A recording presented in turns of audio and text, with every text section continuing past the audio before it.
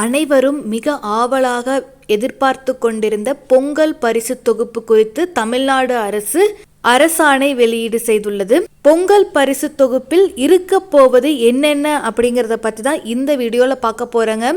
ஒரு முக்கியமான அப்டேட் அப்படிங்கிறது இருக்கு. எல்லாரும் எதிர்பார்த்து கொண்டிருந்த 1000 ரூபாய் ரொக்க பரிசு அப்படிங்கிறது அரசாங்கத்தால கொடுக்கப்பட போகிறதா இல்லையா அப்படிங்கிற ஒரு டவுட் இருந்துகிட்டு வந்துட்டு இருக்கு.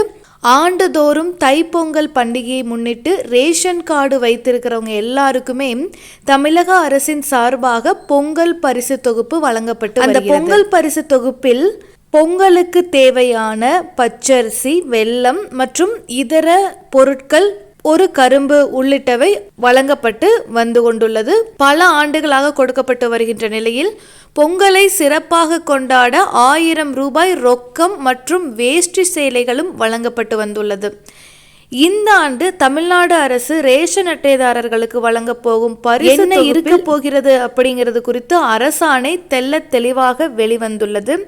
என்னென்ன பரிசு பொருட்கள் அப்படின்னு பார்த்தோம்னா, அனைத்து அரிசி குடும்ப அட்டைதாரர்களுக்கும் 1 கிலோ பச்சரிசி, 1 கிலோ சர்க்கரை, 1 முழு கரும்பு மற்றும் இலவச வேட்டி சேலைகள் வழங்கப்படும் அப்படின்னு அரசாணை நேற்று வெளியாகி உள்ளது.